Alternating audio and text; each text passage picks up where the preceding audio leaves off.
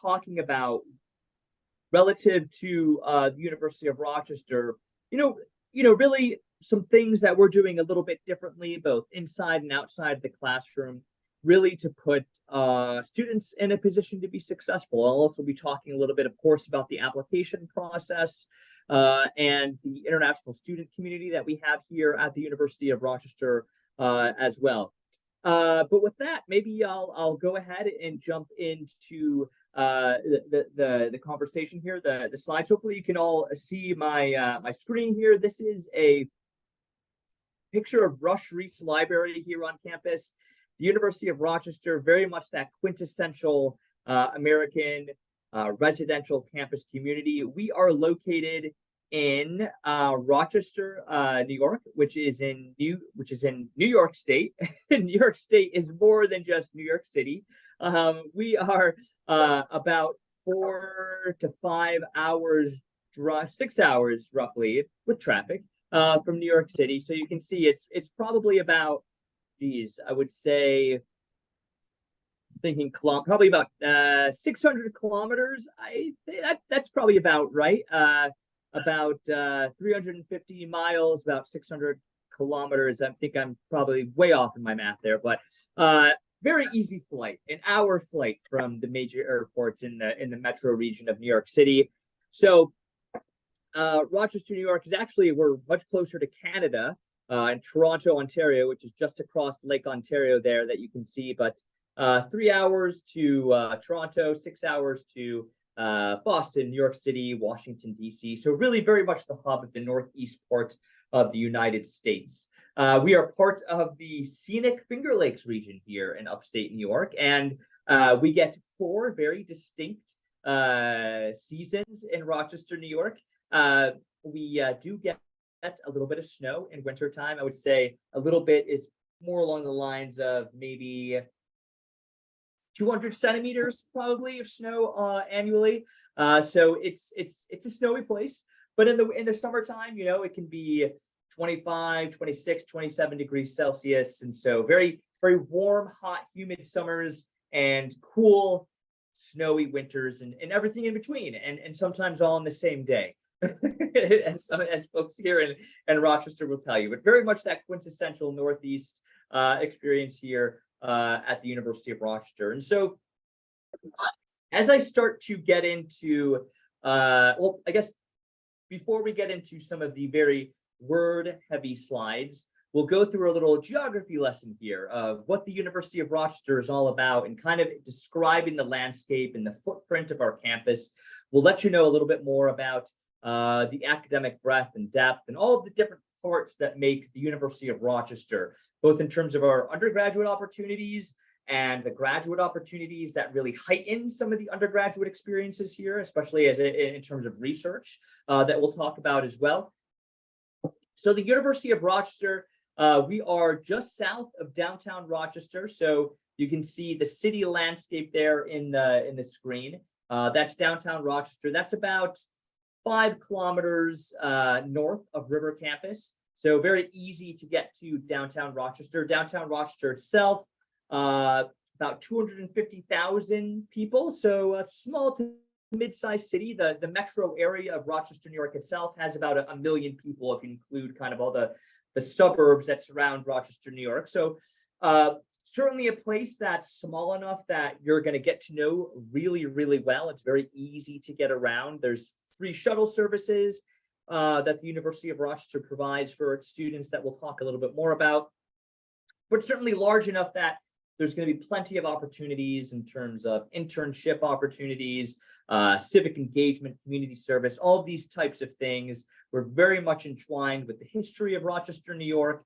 and there's a great corporate legacy here at Rochester as well. Obviously, you may be familiar with Kodak, Eastman Kodak Company, founded here in Rochester, New York, as well as Xerox, Bausch and Lomb. So a long legacy of optics and optical engineering here at Rochester, New York as well.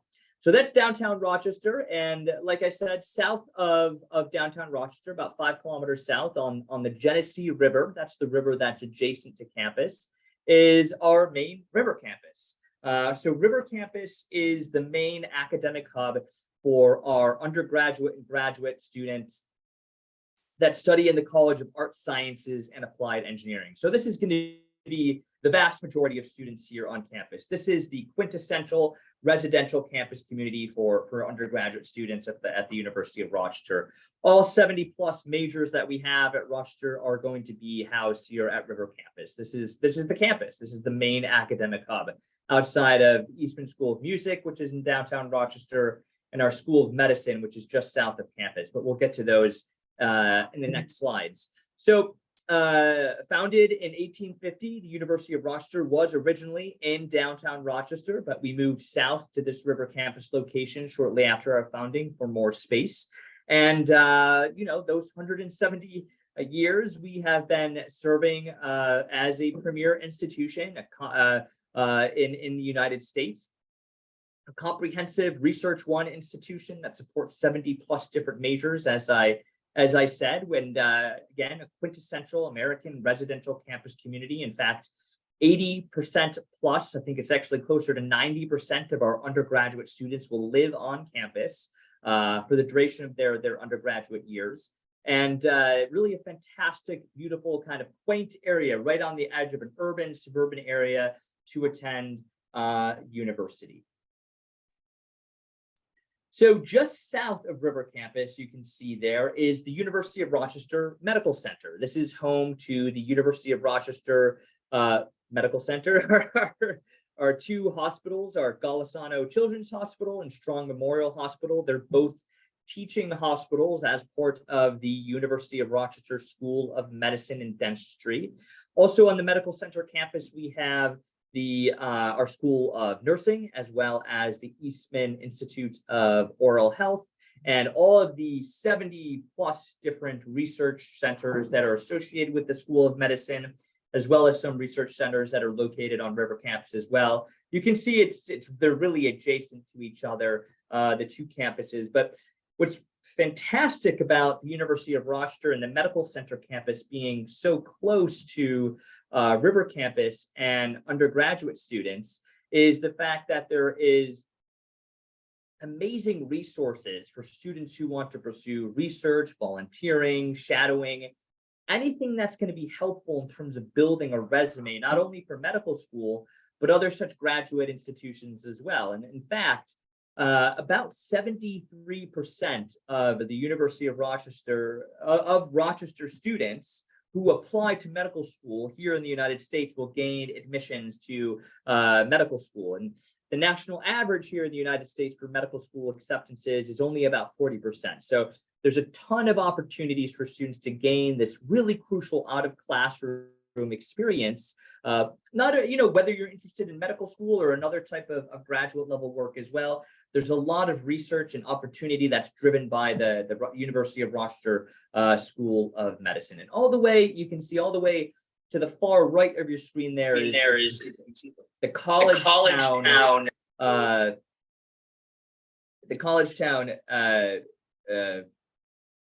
label. That's the word I'm looking for.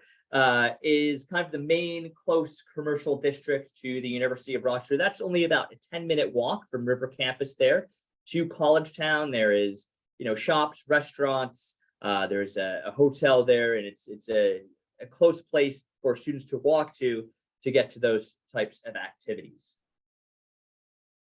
So, and just a little bit farther south of the University of Rochester Medical Center campus, we have the Laboratory for Laser Energetics. So the Laboratory for Laser Energetics is a really unique resource here on campus that is used to study high energy physics, optics, optical engineering, lasers, obviously. So one of the most powerful lasers, the highest energy laser of any university, private institution outside of governmental research institutes, is here at the University of Rochester, the Omega laser. So there's some really fantastic things going on. Again, if you're interested in high energy physics, optical engineering, some very cool things going on there.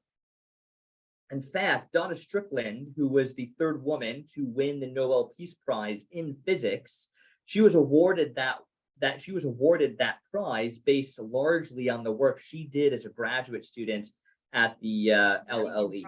So some very unique opportunities for students to study high energy physics and optical engineering at the Laboratory for Laser Energetics. And I should say all of these research opportunities are very much open to undergraduate students and very much encouraged. And we'll talk a little bit more about the way in which undergraduates here at the University of Rochester pursue research in a few slides. So then back to downtown Rochester, we have the Eastman School of Music, one of the most prestigious conservatories of music in the world. While they have their own application and admissions process, it's kind of a standalone institution. Academically, it is part of the University of Rochester umbrella. But the Eastman School of Music is a fantastic resource for students here at River Campus who are in the College of Arts, Sciences, and Engineering. Many of our students that want to continue engagement in music, while the University of Rochester, we have a Bachelor of Arts in Music Performance here on River Campus. Outside of the Eastman School of Music's Bachelor of Music, it's a conservatory style program, but many of the faculty from Eastman also teach on River Campus. So you have this access to these world-class teachers and professors in music here at River Campus.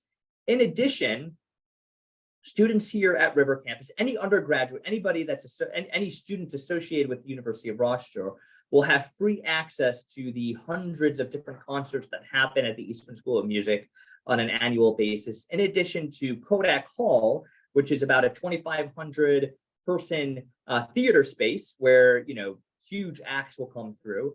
So students will also have access to the opportunities at that space as well. So that is the Eastman School of Music, a fantastic resource in downtown Rochester, part of the umbrella of the University of Rochester. Also want to highlight the Memorial Art Gallery. This is part of the University of Rochester as well.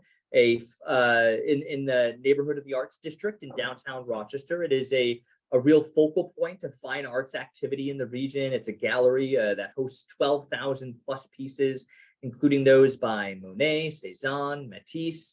So a real important resource in the region, not only for those professionally associated with fine arts, but also for our students as well.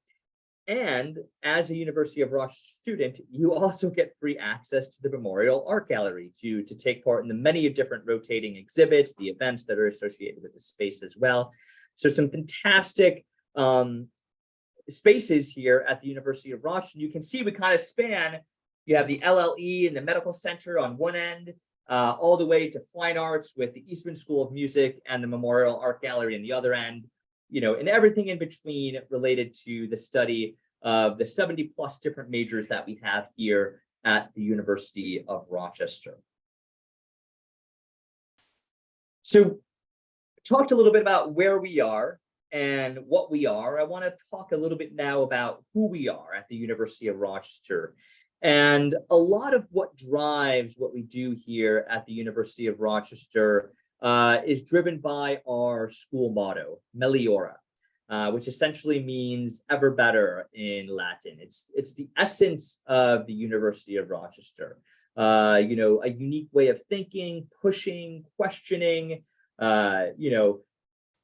driving the research that we do here, our undergraduates and graduate students, driving the work that we do here in the admissions office and helping students gain access to these incredible educational resources, everything that the nurses and doctors do at the University of Rochester Medical Center, and the folks that help our grounds keep looking beautiful.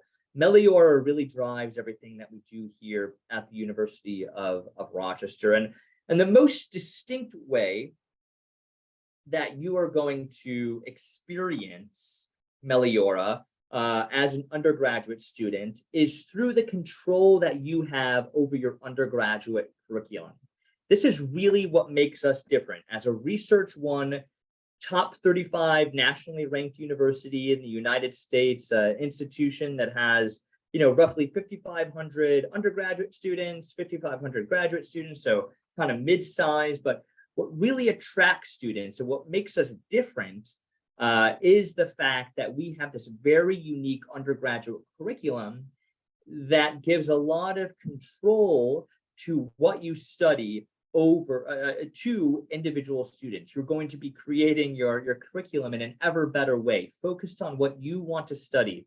We produce a lot of economists here, physicists, engineers, folks in the fine arts, but how each student arrives to that end is truly bespoke to your own interests and your own experiences. And so there's an incredible way in which students can really build their own curriculum as an undergraduate student here at the undergraduate level. If you were talking to a university representative from Rochester, 15, 20 years ago, we'd be talking about all the different, required classes that you would have to take, general education requirements that can be quite common at US universities. But what is essential now is the autonomy that you have over your own education and curricular choices. Not only in terms of what you want to pursue and are interested in, developing the expertise in what you want to study, but also in the way in which the curriculum is structured to push you outside of the silo of your main field, to give you not only a depth, but a breadth in terms of academic experiences. And we'll go into the next slide to see how this unique curriculum actually takes place, or what it looks like in terms of a more tangible look. So essentially, there are three pillars that support this undergraduate curriculum, three supports that give a shape to the studies that you'll make over your 4 years as an undergraduate student at the University of Rochester.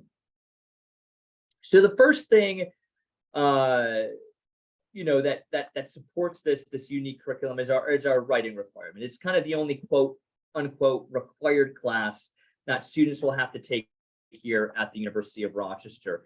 And while this is not like a required subject, it is a required skill. The goal of this writing requirement is for you to up your communication game to what will be required at the university level. So essentially, it is a writing intensive course. It's not a writing 101 subject class. It's a course where you'll study philosophy and science fiction, comics and culture. We have dozens of different writing intensive courses that you'll be able to take that are going to look to help you up your communication game as you transition from your high school academic life to your university academic life. So this is a course that you'll take in your first or second semester here at the University of Rochester.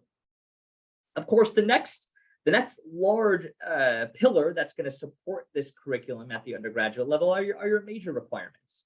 The University of Rochester has 70 plus different Bachelor of Arts or Bachelor of Science programs across these three areas of discipline: engineering and applied science, natural sciences and engineering, social sciences and humanities. And essentially, when you apply to the University of Rochester, you're applying with an intended major. But when you actually step foot on campus, you're essentially an undeclared student. You don't have to declare your major really until your second year. And so what this allows our students to do is to not silo yourself in a particular field or in a particular school. Doesn't mean that you're not going to be able to take the engineering courses that you need to take as a first year student to be on path to graduate with an engineering program. But it allows you the flexibility to pursue programs outside of your major. In fact, we help push students outside of their major to take a broader range of courses. And the last requirement here that students are required to pursue to complete this undergraduate requirement is our cluster requirement. So a cluster is a group of three thematically linked courses.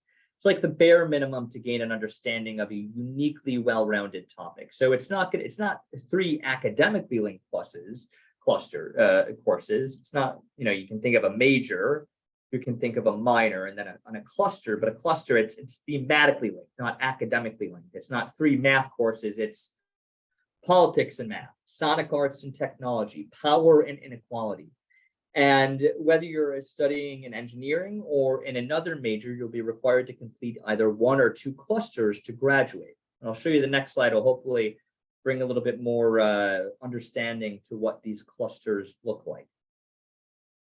So essentially, when you start at the University of Rochester, like I said, you have your intended major. When you apply with an intent to study something at the University of Rochester. And when you start here, you're essentially an undeclared student, but again, doesn't mean that you can't start taking courses in that intention that you have of what you would like to study. So for example, if you look in the yellow box there at the bottom, we have a student who intended to study, that's what they applied, their intended major was economics, right? So this for their first semester, they take an econ course, maybe 2 economics courses, they take a statistics course, and they take a Spanish course. And what happens over time is the courses that you take will build into minors, will build into a cluster, will build into majors. And eventually you'll have an opportunity for multiple levels of study here at the University of Rochester. And that can transition into double majors. In fact, 45% of our students at the University of Rochester will graduate with 2 majors. And so what's really unique about this curriculum is not only do we allow you the flexibility, to really pursue what you want to change your mind, and chances are you will change your mind. In fact, on average, undergraduate students in the United States will change their mind between 2 and 3 times. But you have the opportunity to take courses outside of your major, to kind of get outside of that umbrella or that silo of your particular field. So for example, this student, econ is in a social science.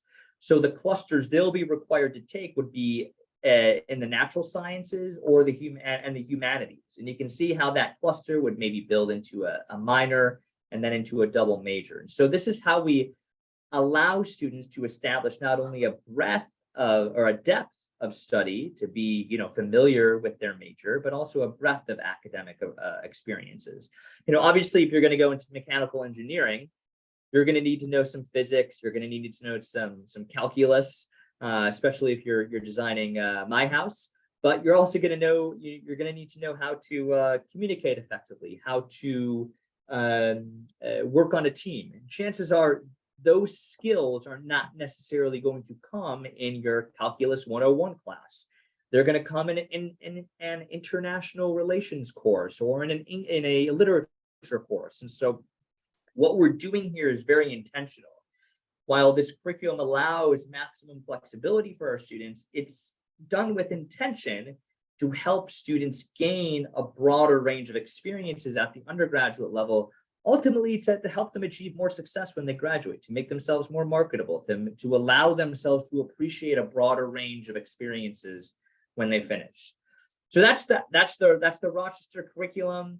I know it's probably maybe a bit complicated at this point in describing it, but hopefully you're getting a sense of what it's all about and understanding it really is a key reason why students choose the University of Rochester and why, what's really unique and different about, us, a Research One private institution here in the Northeast part of the United States. I mentioned how easy our curriculum allows students to pursue double majors, and you can see nearly half of our students will graduate with a double major. But some other very unique numbers I'd like to share relative to the University of Rochester academic experience. Our student to faculty ratio is 10-1. Average class size is well less than 30 students. So, these are important numbers. We have a pretty intimate academic experience here at the University of Rochester. I said, we have about 5,500 undergraduates, about 5,500 graduate students, so 11,000 or so students total. So definitely, a smaller size in terms of a university, but that's pretty rare to be a Research One institution that's well ranked in the United States, to have this intimate size and be able to have these classes that are less than 30 students, to have a student to faculty ratio that's 10-1. This is where your tuition dollars are going, to be in touch with folks who are experts in their field. You want those relationships with your faculty members, with your fellow students, to come as easy as possible. This is how you start to build that really crucial professional network at the undergraduate level.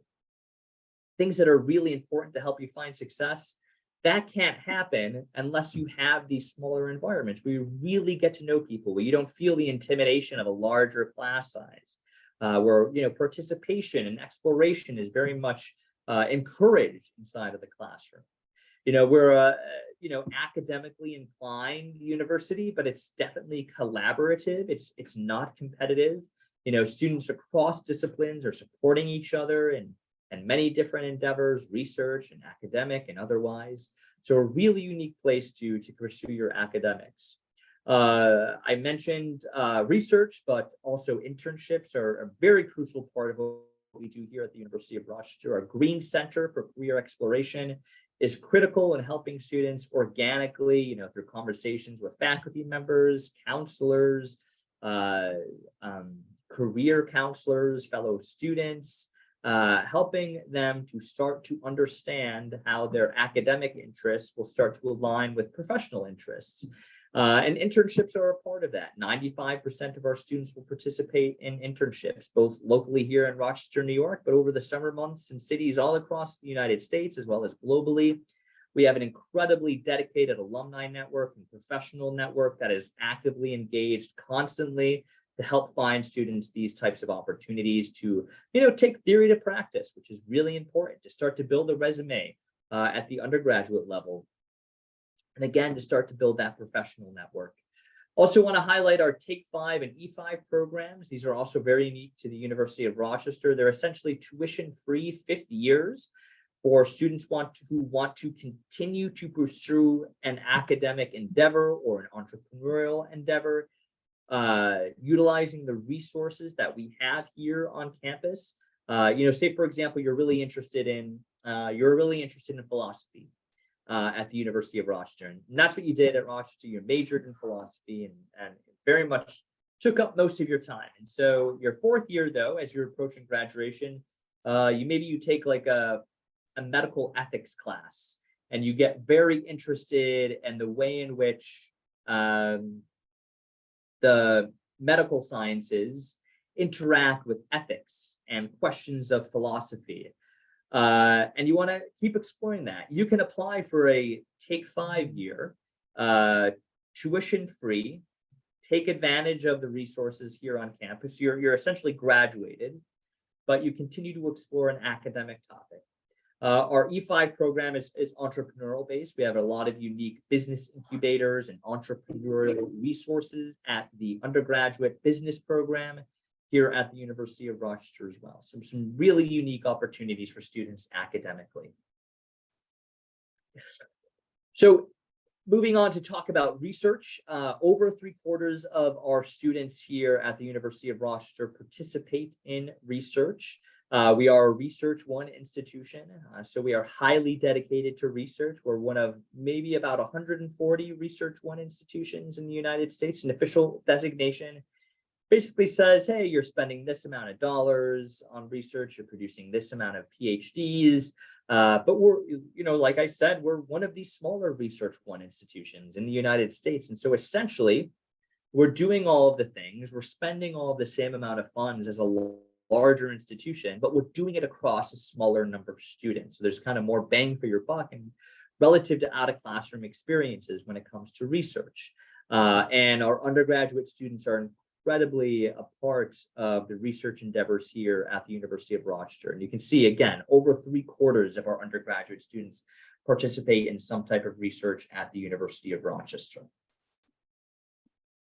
I mentioned the Green Center for Career Education and the many different things that we do to help students put themselves in a position to be successful. We understand, you're making an investment, and we want to make sure that there's a return on that investment, and whatever way, whatever success means to you after you graduate. And so through the Green Center, we start to establish a lot of organic and informal and through more formal ways of helping students start to align how their academic interests can align with professional goals and interests as well. So we're then going to transition now into talking a little bit about student life.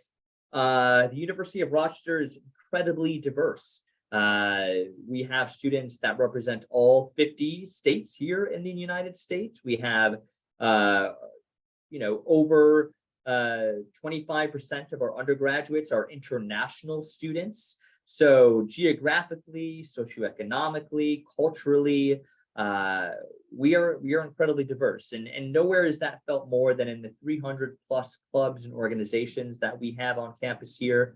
Opportunities for civic engagement, community service, social clubs, Greek life, club sports, intramurals, arts clubs, lots of different ways to engage outside of the community, outside of the academic community. And again, it's very much that quintessential American university experience. Residential campus community. Like I said, over 90% of our students will live on campus for their 4 years here at the University of Rochester.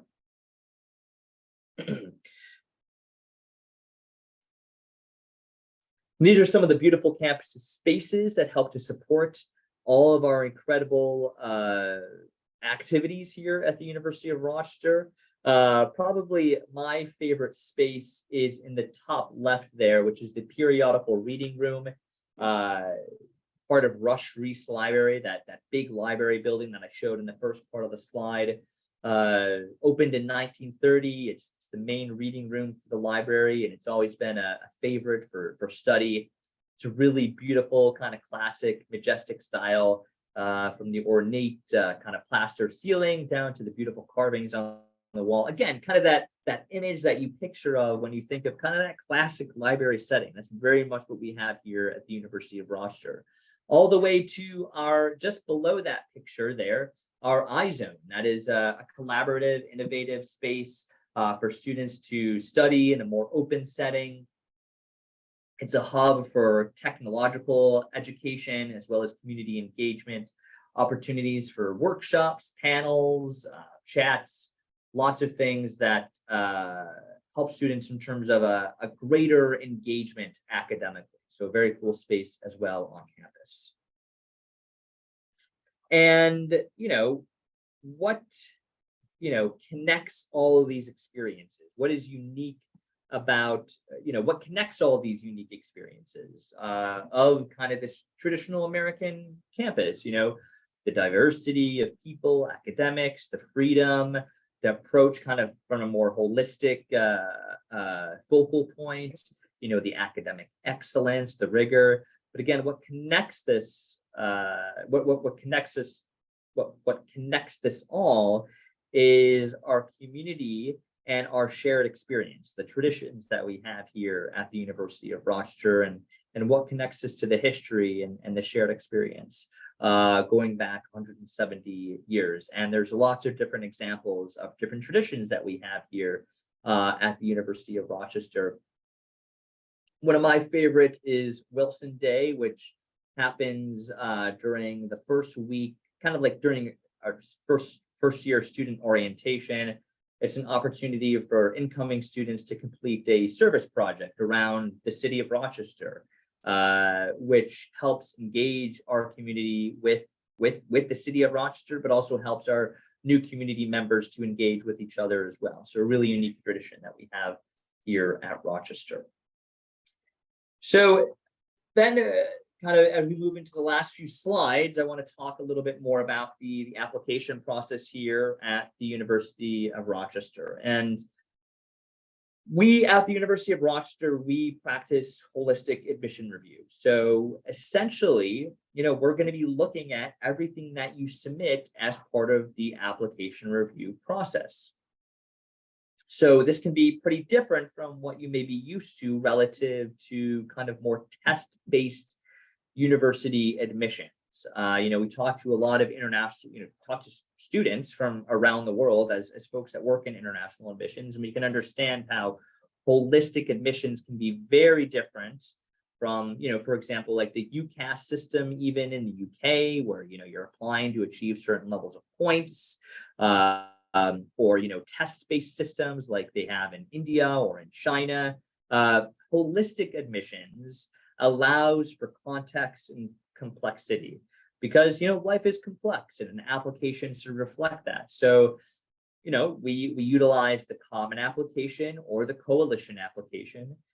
Most of our students will apply through the common application. And so this is something you're probably, at least a name that you're probably starting to become familiar with, the common application. So you'll be submitting your common application, letters of recommendation, a college essay, a resume of experiences, of course, your 4 years of secondary school or high school transcripts, in addition to any official test scores that you may have as well. This, can include national exams, an SAT score, any type of international curriculum that you've taken as well. These types of standardized tests would be considered as well. And in holistic admissions, essentially, we're looking to take all of this information to best give your app a context relative to the fit of our university. Each university in the United States is going to look for a different type of student to meet different institutional priorities that have to do with an institution's different academic mission or philosophy. And the University of Rochester is the same thing. And essentially, we're looking for students to meet the character and values that are our Meliora values that you can see there on the slide. So what are you doing in your application to demonstrate that character and those values, things that are highly valuable to students that are admitted to the University of Rochester? So I know that's kind of a squishy way to think about applications. It's not, you have to achieve this minimum grade point average or this minimum SAT score, because essentially we understand that, we're not just admitting you to put your head in a book for 4 years. We're admitting you to be part of our campus community, to be engaged, to bring something to our campus and community. And that's why holistic admissions is an important part of the way in which we review applications. There is a supplement I want to mention. Basically, when you're completing the common application, a little supplement will pop up in the window that's specific to the University of Rochester. And most U.S. universities that you apply to through the common application will have a supplement that you'll be asked to complete. The Rochester supplement essentially is asking about, hey, what are your intended majors what are the intended academic programs you're interested in studying? Are you interested in early decision? We'll talk a little bit about what early decision is in a moment. And there'll be 2 short answer essays, like paragraph length, 250-word essays that you'll be asked to answer that are relative to your interest in the University of Rochester. We are a test optional institution, so we do not require the SAT or the ACT to be submitted to be eligible for admissions here at the University of Rochester. So that's something else important to keep in mind. You do not have to submit those test results to be eligible for admission. And in fact, this incoming class of students that will be arriving to campus at the end of August, about 50% of those admitted students submitted testing, and about 50% of those students did not submit testing. And so really it's up to you as the applicant to whether or not you think that your tests accurately reflect your academic ability. Something else I want to talk about is demonstrated interest. So demonstrated interest is a really important thing relative to U.S. university admissions, and again can be kind of different from international applications to universities outside of the United States. So essentially, demonstrated interest is, your interest in a particular institution. Here in the United States, institutions that practice holistic admissions, it's important to show that you have an interest in taking part in their style of education. And so how do you do that? Well, you sit on an information session like this, engage with an admissions counselor, It's the biggest piece of advice that I can give is to reach out to the admissions counselors of interest of the universities you're interested in. But interviewing is also important.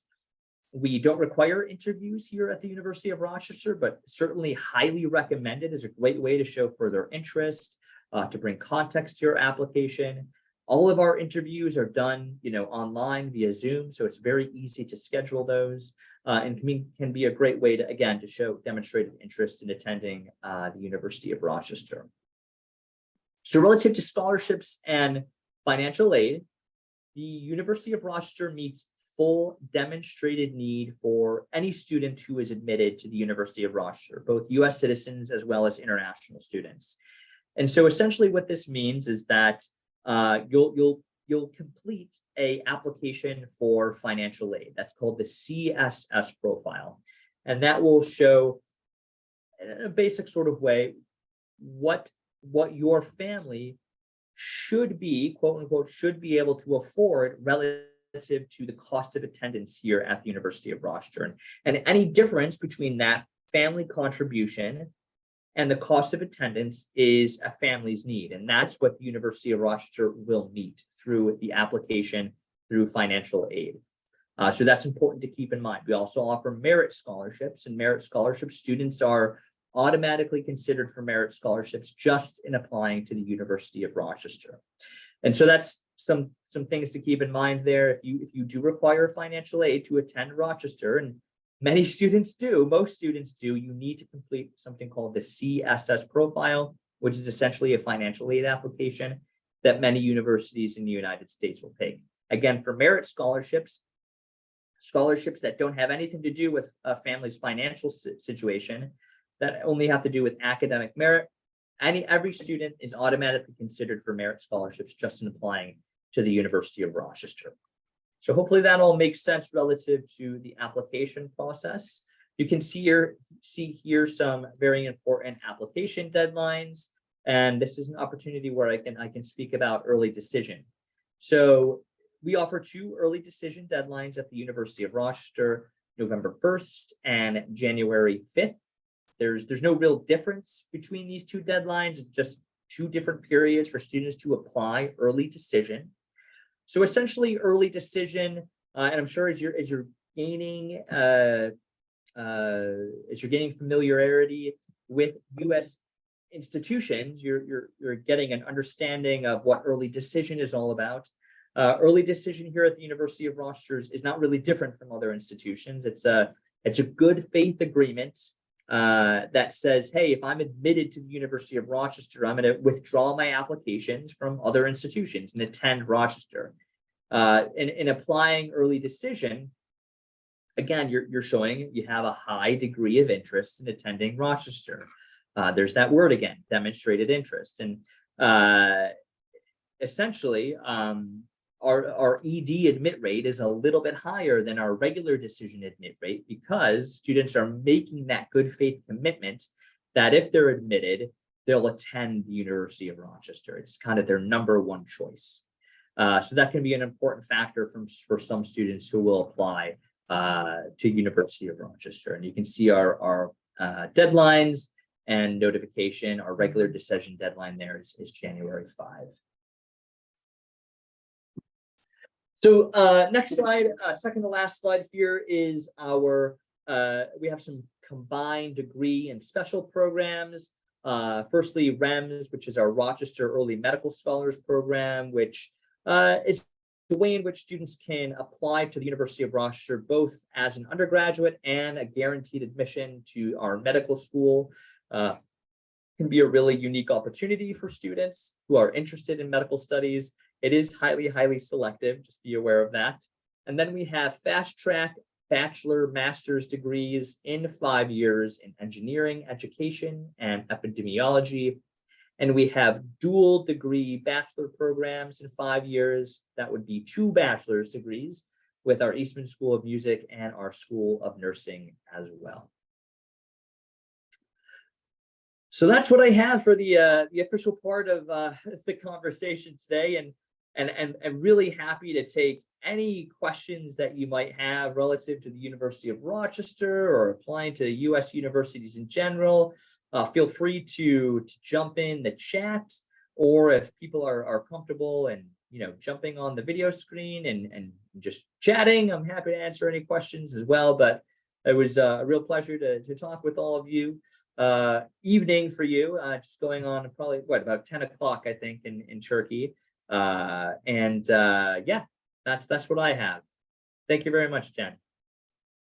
Thank you very much, Brandon, for this nice presentation. I'm sure all the attendees are also as excited as I am about University of Rochester. I mean, well, everything is in line with your motto of Meliora, and also Thank you. I mean, in addition to a very challenging and immersive academic curriculum, the artistic opportunities like the music hall and the museum is amazing. Yeah, It's just thank you. I mean, it's a good way to prepare people for, youngsters for the world outside and be well-rounded, or as well-rounded as possible within a 4-year window. But anyway, so I should rest, and then any questions? Absolutely. Feel free to use the chat, or They could also, put it in the chat in Turkish if they prefer. Of course. Yeah, absolutely. Absolutely, for sure. That's a While great they're point. thinking, can I throw one out at you? Yeah, please. Yeah, have you been in absolutely. Turkey? I know you have this international role. Do you guys come to Turkey, and like, what is recruitment? I shouldn't call it recruitment. What is it like? And what do what are you looking for in Turkey specifically? Yeah, I mean, it's really good. It's an interesting question. So yes, I have done recruitment in Turkey. It's mostly in Istanbul. Going to larger, the big brand international kind of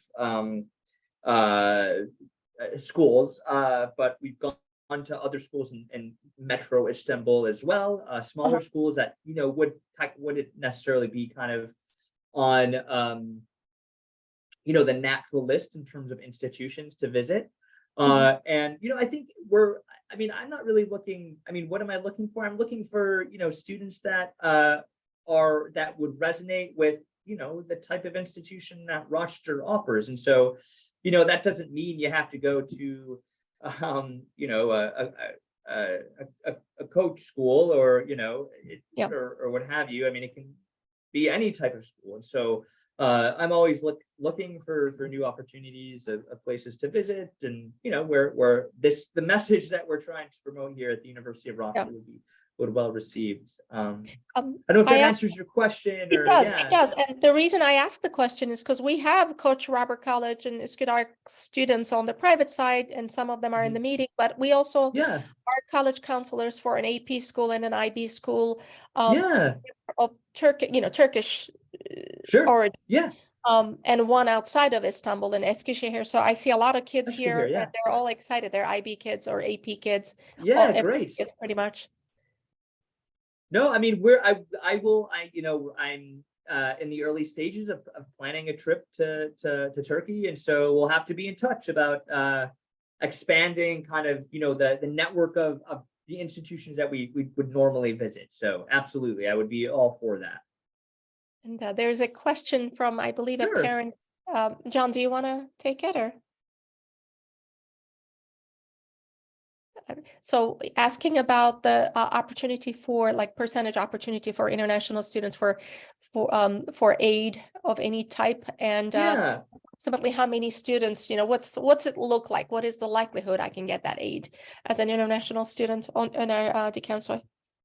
Yeah, absolutely. It's a really, really great question. And I'll try to kind of lay it out as clear as I can. So for example, the University of Rochester, we have, say for, this is for example, but we have a budget of money that we work with to fund international students, right? And so say for example, that budget is $100 US. It's obviously much more than that because our tuition is much more than that. For the sake of example, we have $100 US to work with to fund a group of international students that are applying from around the world, right? So there are many more qualified students that we would love to have at the University of Rochester than we can fund with that set budget, right? And so every year, as we're going through applications, we have to think, okay, well, say for example, the tuition of Rochester is $10 US. So do we fund 10 students to come at fully funding those students? Do we fund 100 students at $1 a piece to give them a little bit of support? And so these are the kind of conversations internally that we have, relative to the kind of the quality of the academic pool, but essentially, students that need a greater level of funding have to show more in their application, because they're demanding a greater investment from us to fund them to come. I hope that's kind of pretty clear. And so, yeah, I mean, a student that needs a greater level of funding to attend the Rochester, or I mean, most institutions that would, meet need, you're going to face an uphill, climb in terms of getting admitted, because that institution is then committing, or Rochester is going to commit to funding you at X amount of dollars. Whereas a student that would take less of investment, you have to show less. And unfortunately, that's just kind of the conversations we have to have, because we're working with a set amount of budget, and we're looking to meet different institutional priorities here at the University of Rochester. It would be tough to say, I mean, in terms of the fully funded international students that we have, and our tuition, for example, at Rochester is it's about $76,000 US a year, right? So the number of students that we will admit each year, and that we're committing to fund for 4 years at that level of funding. I mean, you're talking about like a few dozen students, less than that, maybe 2 dozen students that we're going to fund. And these are, thinking about students that are applying from every country, not every country in the world, but we have representation from over 70 plus different nations. And so, and again, I'm not trying to say this to discourage people from applying, because we have Turkish students at Rochester that are getting really high level of support. You just have to show a little bit more in your application, and that's where holistic admissions really can be a benefit, because it's not just necessarily academic. Sure, if we're going to fully fund a student, you have to be a top student, but you can show what else are you going to bring to the campus that may not always be academic in nature, right? It would be tough to kind of, I mean, that's like a small percentage, obviously, of the students that we're admitting to the University of Rochester at varying levels of funding. But just to give an idea, okay, well, I would love to apply to Rochester, but I'm going to need all that. I'm going to need all the dollars. So just to kind of understand, where we're at. And I think, most institutions that are our peer institutions that also meet need, to kind of use that financial aid lingo, are going to be kind of in a similar situation. Yeah. I hope that's clear. I think so. Great. One time about 3 years ago, a parent took their child to Rochester, as soon as school, and they called me, and the mother was crying, and I'm like, what's going on? They love the school so much. It was beyond her expectation, and she was crying on the phone. I will never forget. Oh, that's wonderful. That's such a great story. That's such a great story, and I appreciate that. Fantastic. I think we had another hand in the audience. Yeah. Yes. Hello. Please. This is another Yeşim. Yes, Yeşim. I have twins and studying at Koç School. Our school. Now they will be 7 and IB students. So thanks to Admittance education, we really appreciate that they gave us a chance to meet with you. Of course. So my question is about if your university has any program for high school students. For example, the next year summertime kind of research, kind of study. Some universities is organizing that. So it will be a great opportunity, and I would like to learn if there is that kind of option.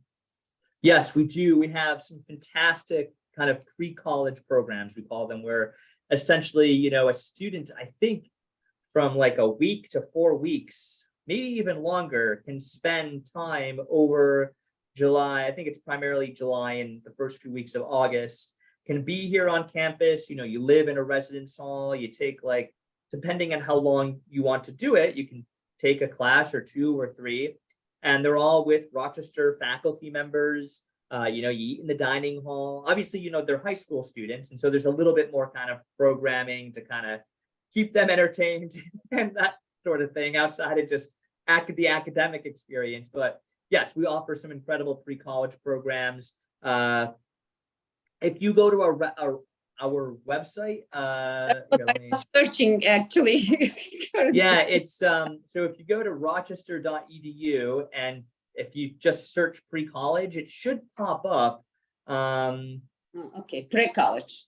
Pre-college, yeah, that's what we would call it, pre-college, exactly. And yes, there are definitely opportunities, and we for sure have international students that take part in those programs. Absolutely. Yeah, Reina, I see your hand is raised. Yeah, thank you so much for the presentation. Absolutely. It was really helpful.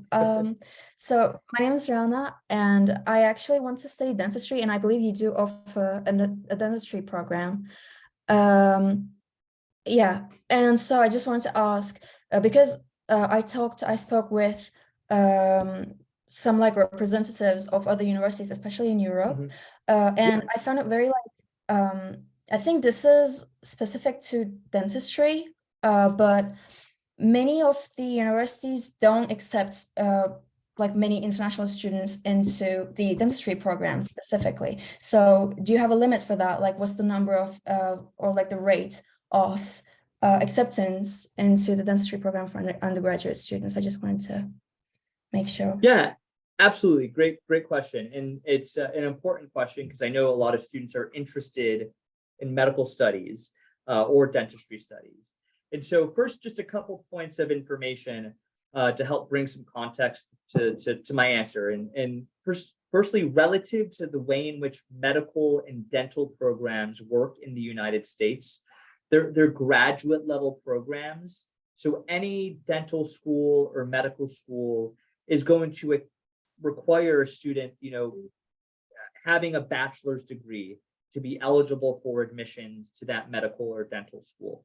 So that's an important first thing to understand. So if you were just graduating high school, you would have to first complete a bachelor's degree before you would then apply to a medical or a dental program.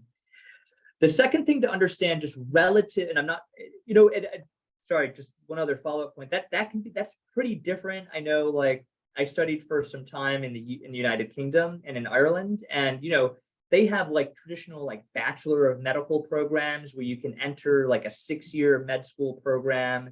That's like, that's not what is in the United States. It's a very different style of training doctors and dentists. So that first point of information. The next thing to understand that can be rather difficult for international students applying to US universities relative and medical and dental programs. So the vast majority of like kind of, selective or rigor, medical programs that you're going to be wanting to gain admissions to, there is a lot of money that comes from like the federal government in the United States. And I'm sorry, this is kind of like a very context-based question, but because medical schools and dental schools in the United States, they receive a lot of money from the government, and there's really strict ways in which they can spend that money. There's not a lot of funding for international students at the medical school or dental schools in the United States. So it can be really, really selective and challenging for an international student to gain admissions to dental and medical schools, especially if you require a high degree of funding. Not to say that it doesn't happen, but just so you're aware. And so like at the University of Rochester, I know there are international students that study in our medical school and our dental school, but it's a small proportion. And, they're top students. So. Yeah, okay, thank you. But I don't want Rana to worry about that, because there are, like Brandon said, lots of options we could look at in Europe and other places too. And in fact, like if I oftentimes when I'm traveling abroad and I'm talking to students, and yeah, sure, if you want to pursue like a bachelor's degree, you want to do like a pre-med thing at the University of Rochester, that's awesome. Let's do that. You know, if you want to go into like research or whatever, you know, maybe medical school isn't necessarily on your table now. I mean, I often say like, you know, check out like European options. You'll be able to do like a 6-year program. It's going to be much more economical and advantageous to the application process for you. So there are a couple questions that came through. Mehmet Özkan. Oh, in the chat. Yes. Yeah, he's asking if there is, I assume by allocation, he means, do you like admit a certain percentage of the class through the ED rounds? Do you have a goal for that versus regular? Yeah, I mean, we definitely have kind of loose goals in terms of how we want to structure our class. You know, in terms of both in terms of numbers of students and obviously in terms of like, okay, we want to spend this much money to fund students during ED. And this is all like, I don't want to get too much into the weeds, but essentially, yeah, I mean, we're looking to build maybe about 30% of our class through early decision. So, you know, we're not a university where you have to apply ED to be admitted. You know, there are some institutions like that in the United States where your likelihood of being admitted through regular decision is much, much lower. That is not the University of Rochester. And I would say relative to, you know, awarding financial aid, you know, there's probably like a little bit less money that we're spending in early decision, but it's also like those students want to be here more. So there's a lot of different factors that, you know, kind of go into it. But, you know, in terms of just ED and thinking about application, you do not need to apply ED to have a good chance of being admitted to the University of Rochester. We appreciate that, by the way. Absolutely. And I just saw, I was looking in the chat, I saw right below there's asking about social science programs. And yeah, absolutely. We have everything from psychology, political science, international relations, you know, like something like economics would be kind of considered a social science program here at the University of Rochester. So yeah, I mean, I think, you know, I believe we offer I'm almost sure we have an anthropology program. So I think most social science programs that students would want to be interested or would want to study would be here at the University of Rochester. Great questions, right? Yeah, you're really testing me today. I appreciate it. No, and these kids are from all over. They're not just in Istanbul. Yeah, that's right. That's right. US citizens to Istanbul to Anatolia, right. You know. So, fantastic. That might be it, I think. Okay. Well, that was fun. It's always really, obviously this is what I do. This is my job. So I really appreciate chatting with everyone and, you know, allowing me to get into the weeds a little bit with all that fun admissions lingo. But last thing I would say, besides just thank you for hosting me, is, you know, please reach out, stay in touch. I mean, that's student wise and counselor wise and parent wise. But, you know, the biggest piece of advice that I can give is, you know, to be in touch with us, because we are kind of that. This is what our job is, to answer your questions and to help you through the process as much as possible. And so, like I said, it can be really different to apply to U.S. universities. And so we want to make sure that you're having success. So please do reach out. Well, this was our privilege. It was awesome. Thank you. Of course. Well, I'll be in touch with Can and Yasim. I'll be in touch with you, and hopefully, you know, we'll figure out a way that we can connect this fall. And I wish everyone else the rest of their a great evening. Thank you. Yeah. Bye-bye. Bye-bye. Have a nice evening. Have a nice afternoon. And thank you. Thank you very much. Bye.